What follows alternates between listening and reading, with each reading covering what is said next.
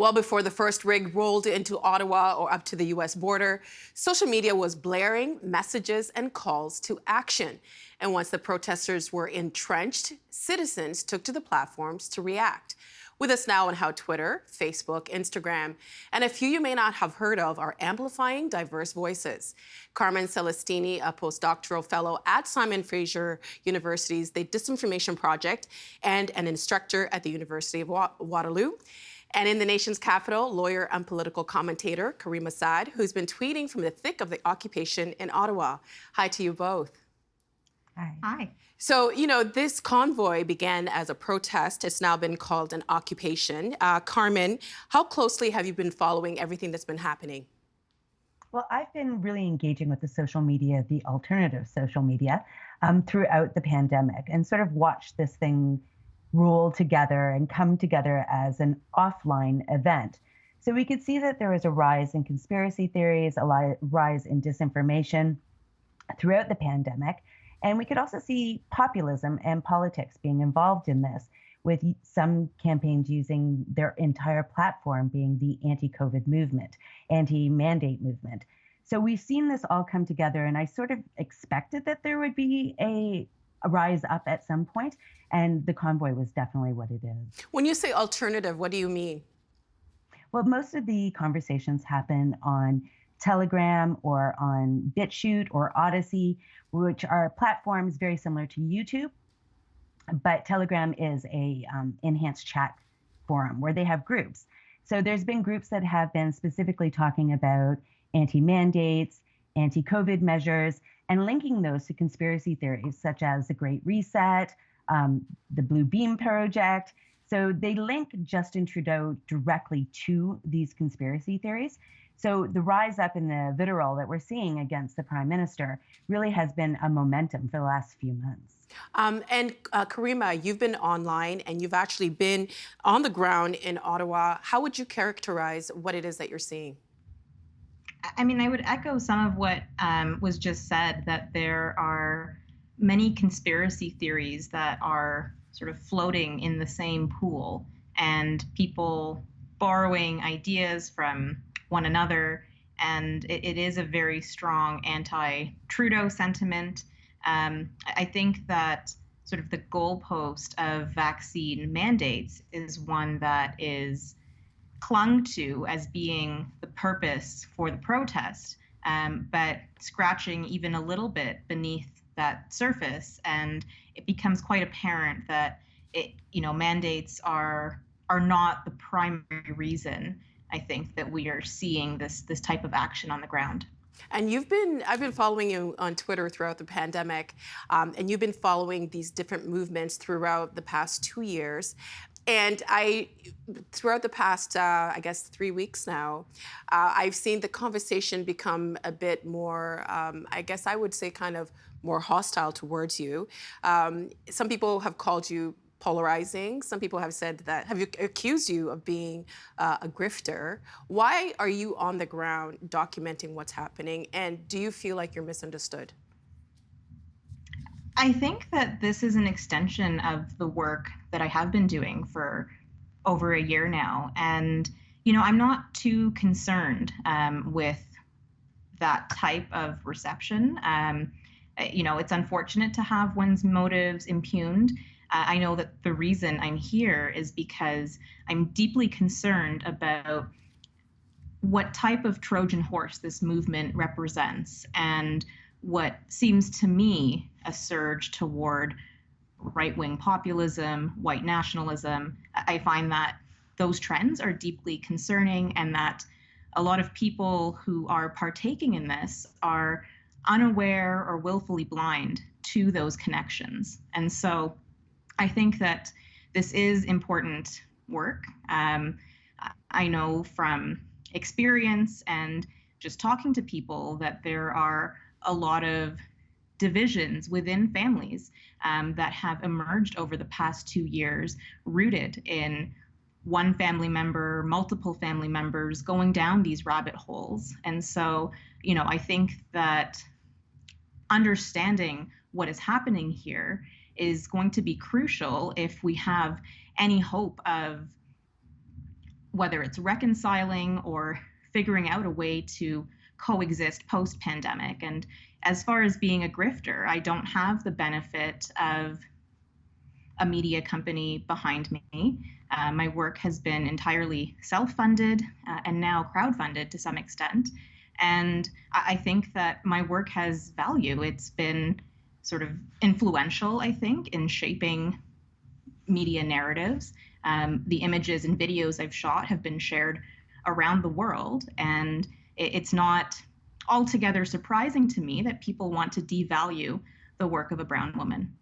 So let's talk about that, because we are going to talk about trust and the media. So do you think that the media has not done what it is that you're doing? I think that the media has had difficulty in covering this in the way that it should, and possibly some of that stems with an inherent instinct to want to showcase both sides of whatever in an equal fashion. And I don't think you can do that where one side is acting in bad faith or based on lies or delusions. And so I have a bit more flexibility in the way, especially that I use Twitter, and I try to take sort of a humorous approach to what it is that I do, looking for the levity in what's otherwise a bleak situation. I'm also not beholden to any interests outside of myself, which is a luxury, I think, that a lot of journalists don't have. Carmen, Karima spoke of the divisions in many families across the country. Our premier spoke of the divisions within his own family. A lot of us have, there's been a lot of talk about this was a surprising thing to happen in Canada. Was this surprising to you? Not at all. What we've seen is that right-wing extremists and white nationalists have actually been using political memes to spread their ideology. They use humor, they use different ideas, and they've linked themselves to the anti-COVID protests and the anti-mask protests that we've seen throughout the pandemic. Most of the conspiracy theories and disinformation that is being spread is actually done through these type of discussions and memes attached to political ideas. So it's not that people do not understand what's going on. They're actually being manipulated in many ways. And so this division that is being sown is that they're being reinforced by what they call experts. So there are doctors out there who are anti-mandates and anti-vaccines. They have PhDs and other experts and other media formats that are discussing these topics and reinforcing these ideas. So when you're in sort of a bubble, and you are in Telegram, most definitely a bubble, it's linked together. So what we see is like this hierarchy. So it's conspiracy theories that would normally not be linked together are now linked together in this hierarchical idea. All of it is linked to politics, ideas of racism, the spreading of ideologies, and it becomes their media focus. So when we see legacy media, there's a definite distrust in the legacy media. We can't have conspiracy theories take hold if there isn't a distrust in the institutions of society. So we have to show both sides of this in the media, because it is completely to our own harm not to engage in these conversations.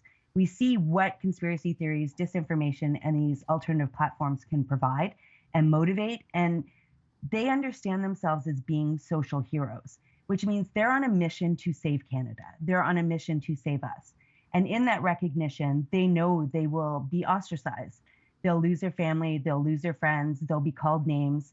So when we talk about them being a fringe minority, they adopt that title because it validates their mission and validates the importance of what they're doing to save us. So it's expected when families get mad at each other and separate because of these rabbit holes they go down.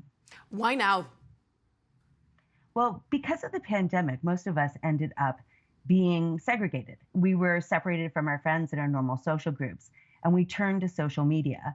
So what we saw on social media were people engaging on mainstream platforms like Twitter and Facebook. But then we started hearing ideas about shadow banning, about censorship. And, when Parler was taken down, people started moving and migrating as people were deplatformed or as people started making these calls about censorship. Once they got to Telegram and to other what they call free speech alternative media, there is little to no moderation there. So they can talk about anything. And they do.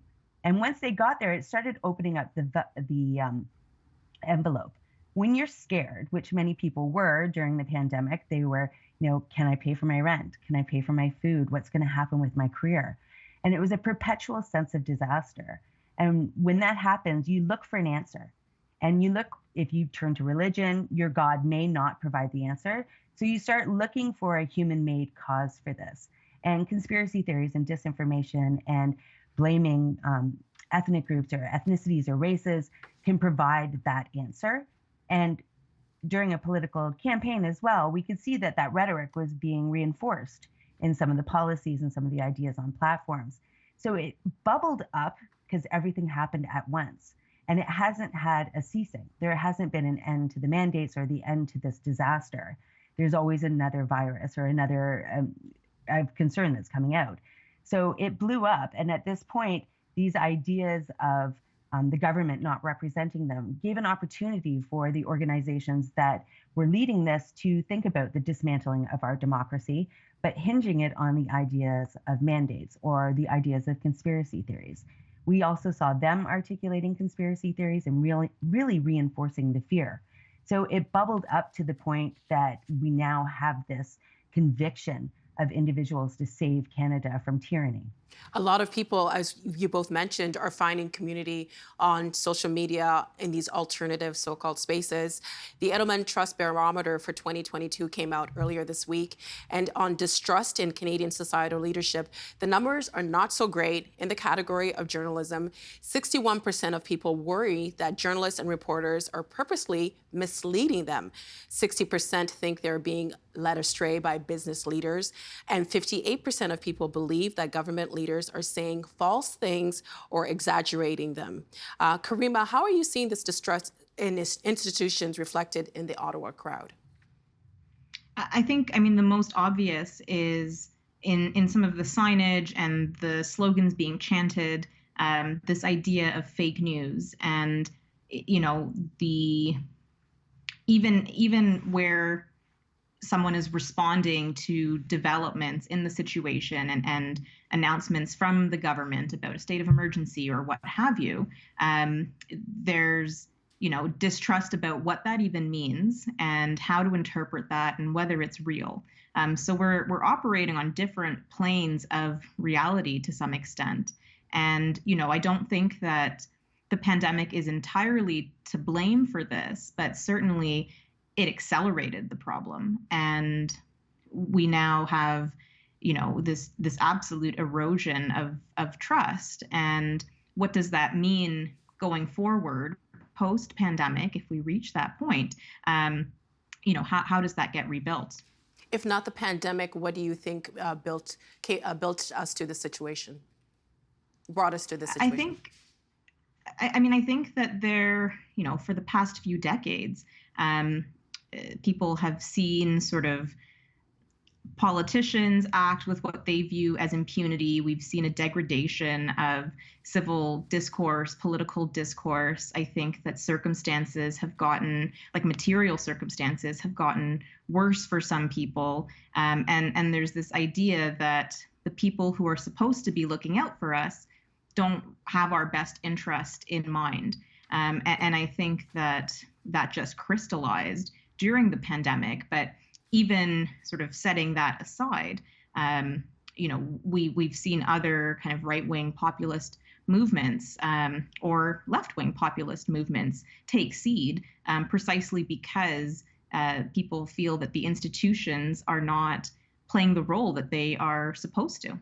I wanted to take a look at some images from these protests or occupations. Let's show some photos from Ottawa, in particular of the Canadian flag. In the first photo, the Canadian flag flies upside down on the Terry Fox statue near Parliament Hill. A sign attached to the statue says, "Mandate freedom." In the second one, a protester walks by a "FU Trudeau" sign with an upside down flag. In the last photo, a Canadian flag is flown alongside a flag with a swastika. The last image is very distressing for a lot of people. And a lot of people have been surprised to see that, because if this is about mandates, why are swastikas at these protests. Carmen, if you can explain to us what these images mean, what does the upside down flag indicate to people who do see it online on YouTube streams or in news reports? Well, an upside down flag means that the country is in distress. It's a sign of distress, and they are articulating that they feel that the government has been either become autocratic or that the country itself is in danger from a one world government. Most people are articulating that. They feel that having that flag upside down is telling the world that the country is in trouble and they're out to fight for it. Now, when we see the flag hanging like this, it's also symbolic for the social movement itself. We have to understand that within these conspiracy theories and the populism that we see attached to it is a notion of nationalism. So it's a definition of our borders and protecting ourselves. And so when they use the flag, it's a rallying call that they are the heroes to save Canada. Within the lore of the conspiracy theories of COVID that we're seeing right now is that the one world government is using Canada, Australia, and New Zealand as their testing grounds. So if they can actually enslave our Testing people and ground for take what? over, the testing ground for a one world order for the entire planet. So they feel that we are that testing ground. And so if they don't rise up and stop this, they're not only saving Canada, they're saving the world. So that's why we see our flag rise posted in Australia and New Zealand, because we're representative of the front force fighting against this.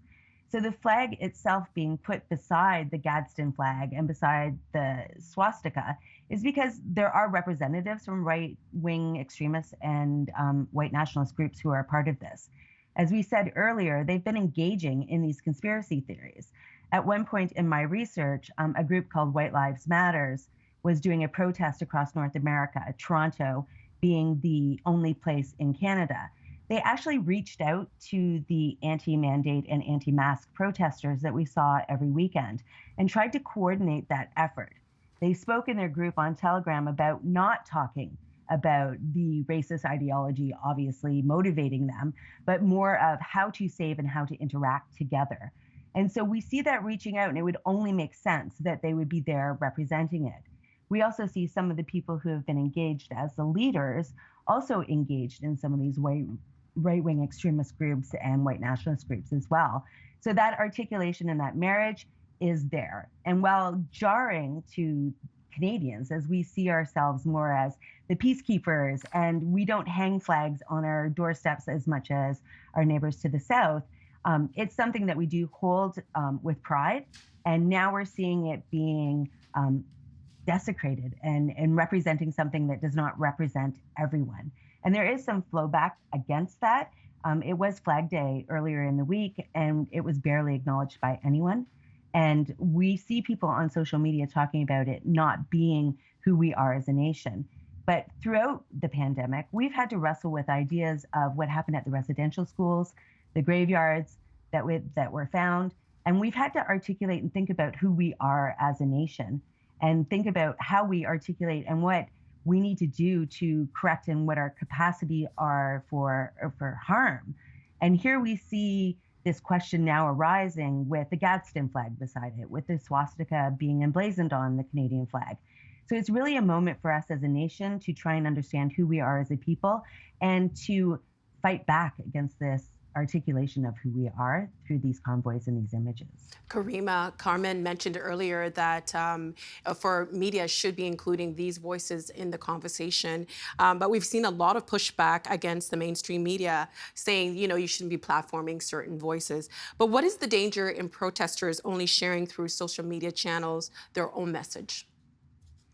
I mean, I think they land up in an echo chamber, and the danger there is ideas that are quite abnormal and not logical become normalized and spread amongst each other, and it is this snowball effect of bad and dangerous ideas taking root.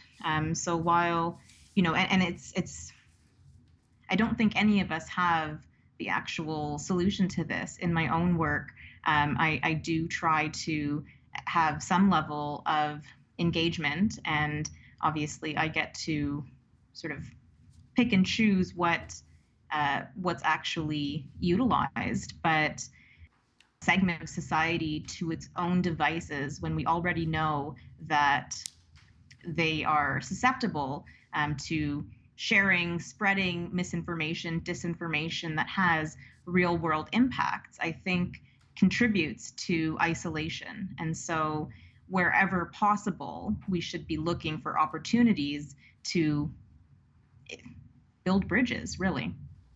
Carmen, where would you put this protest in context of what you've been tracking online over the years in the US, Canada, and around the world? I would say that we are seeing an articulation very similar to what we saw with January 6th.